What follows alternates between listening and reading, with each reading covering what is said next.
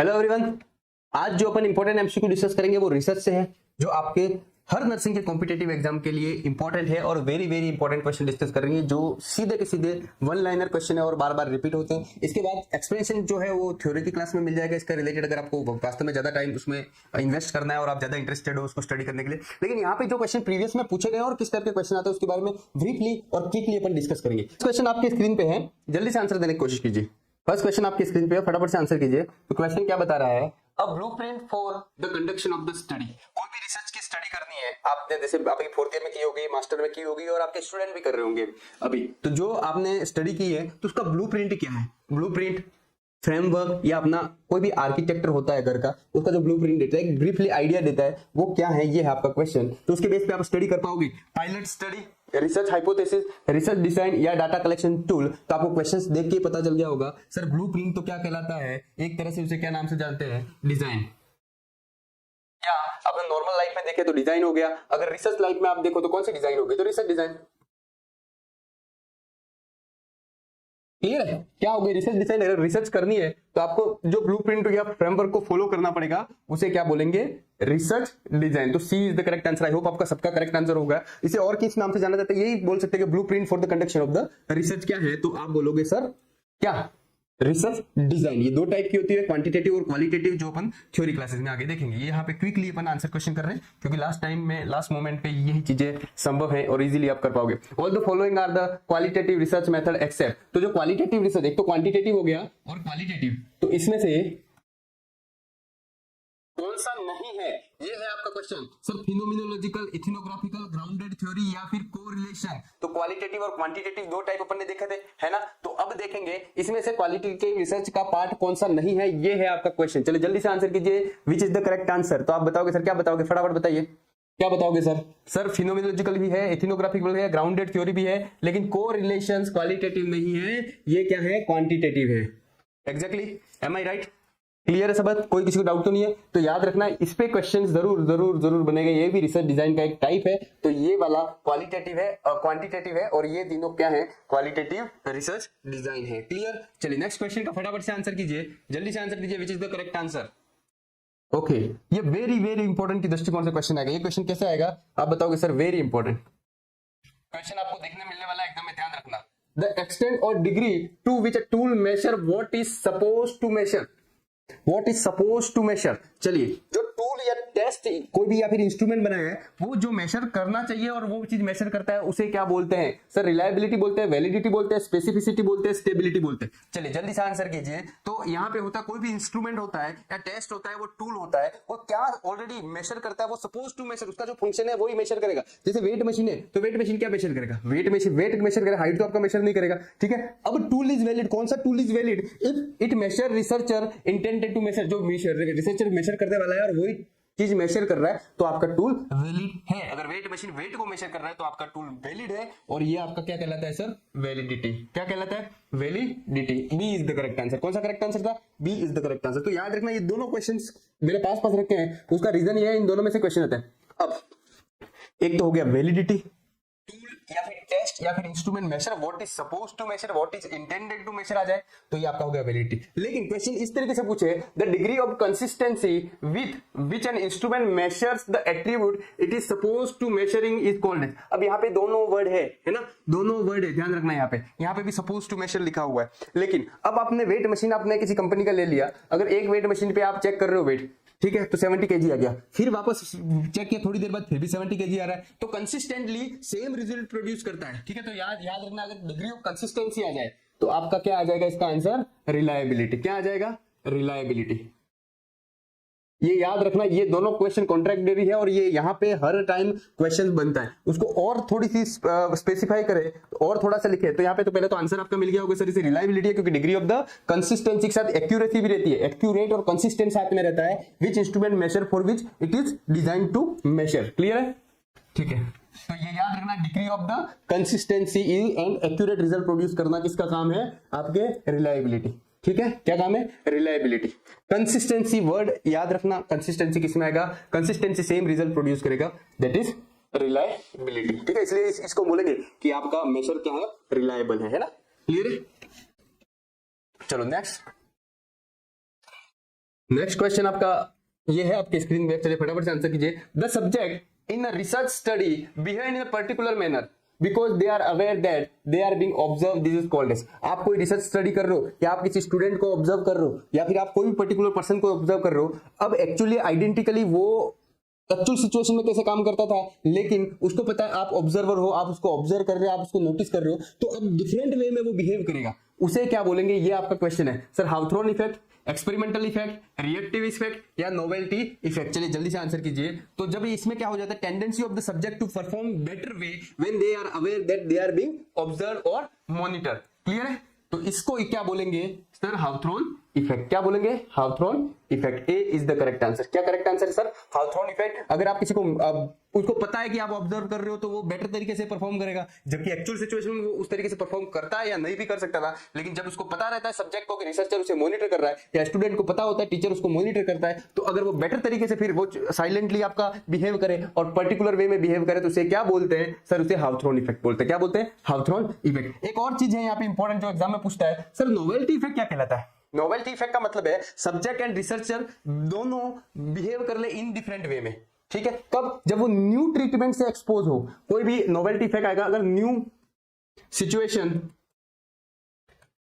ठीक है, या एक्सपेरिमेंट में आपका क्या हो जाए, subject and researcher both behave in different way. ठीक है? तो उसे क्या बोलते हैं सर? सब्जेक्ट और रिसर्चर दोनों डिफरेंट सिचुएशन में डिफरेंट वे में बिहेव करें तो उसे क्या बोलते हैं सर? Novelty effect. क्या बोले? Novelty effect. क्लियर है? तो हाउथॉर्न इफेक्ट आपको समझ में आ गया, नोवेल्टी इफेक्ट समझ में आ गया। चलिए नेक्स्ट क्वेश्चन आपके स्क्रीन पे है।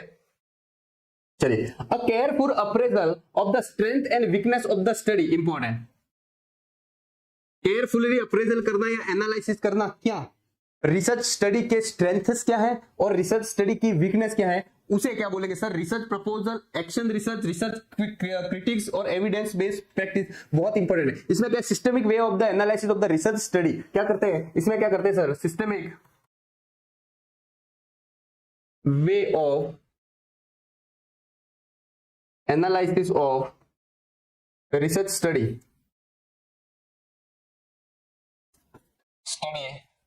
Strength and weakness. ठीक है?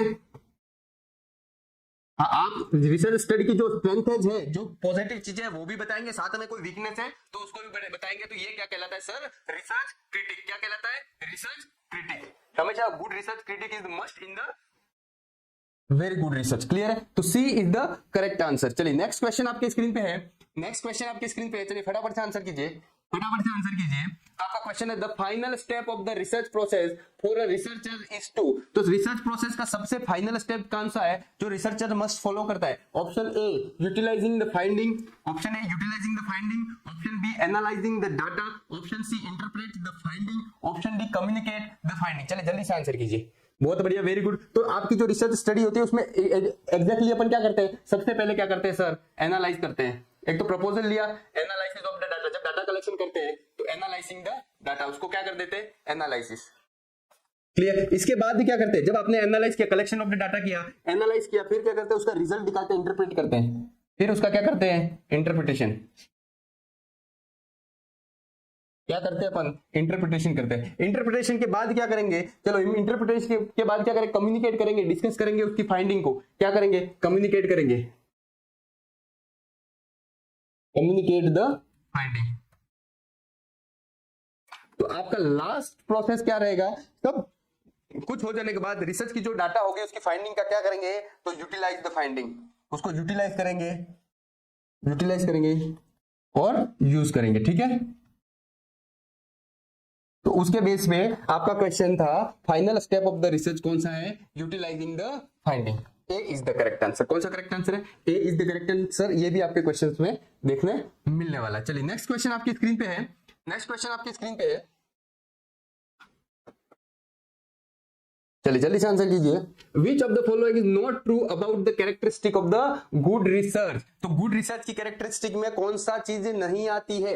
ऑप्शन ए, चलिए गुड रिसर्च की कैरेक्टरिस्टिक अपन ने पढ़ी थी थ्योरी में, उसमें इसमें से कौन सी चीज नहीं है? Option A conducted the using large amount of the fund. तो आपका कोई भी रिसर्च कर रहे हो तो आप large amount of the fund use करोगे क्यों? रिसर्च को कंडक्ट करने के लिए। Option B orderly and systemic process, it is the orderly और सिस्टमिक प्रोसेस होनी चाहिए। तो C finding solution of the problem, तो हमेशा रिसर्च क्यों करते हैं? किसी किसी चीज की सॉल्यूशन प्राप्त करने के लिए। D begin with the clearly defined purpose, आप क्लियरली डिफाइंड पर्पस के साथ इसको स्टार्ट करते हैं। तो चलिए आप क्या करो, सिस्टमिक वे की प्रोसेस है तो यस ये तो है सर, सॉल्यूशन का प्रॉब्लम फाइंड करने के लिए रिसर्च करते हैं तो यस, क्लियरली डिफाइंड पर्पस के साथ स्टार्ट करते हैं तो यस, पर्पस के साथ स्टार्ट करते हैं। लेकिन हमेशा रिसर्च जो करते हैं इकोनॉमिकल होनी चाहिए। कैसी होनी चाहिए? इकोनॉमिकल। क्लियर है? क्लियर है? तो आपका करेक्ट आंसर कौन सा जाएगा? आप फंड को यूज नहीं कर सकते। क्लियर है? तो एक्सेप्ट पूछा है तो लार्ज अमाउंट का फंड इन्वेस्ट नहीं करना है या फिर उसको यूज नहीं करना है, इकोनॉमिकल में आपको मेंटेन करना है आपकी रिसर्च स्टडी। चलिए नेक्स्ट क्वेश्चन, वेरी गुड, बहुत इंपॉर्टेंट सवाल था।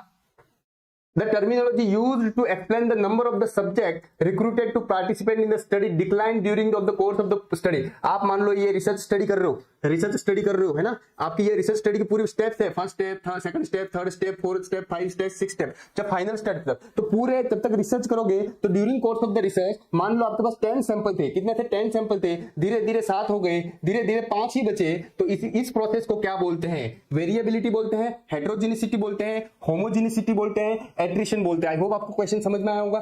During the course of the research, उसकी जो पूरी स्टेप है, पूरी प्रोसेस है, सैंपल कलेक्शन से लगा तक लास्ट तक जब आप प्रोसेस करोगे तब तक क्या करेंगे? जो रिसर्च के सैंपल होते हैं, रिसर्च के पार्टिसिपेंट होते हैं, उसके नंबर डिक्लाइन हो जाते हैं और वो छोड़ देते हैं बीच में रिसर्च। उसे क्या बोलते हैं? तो सर इसे क्या बोलते हैं? एट्रिशन। क्या बोलते हैं? Attrition. B is the correct answer. बहुत इजी और सिंपल सा सवाल है। चलिए नेक्स्ट सवाल आपके स्क्रीन पे है।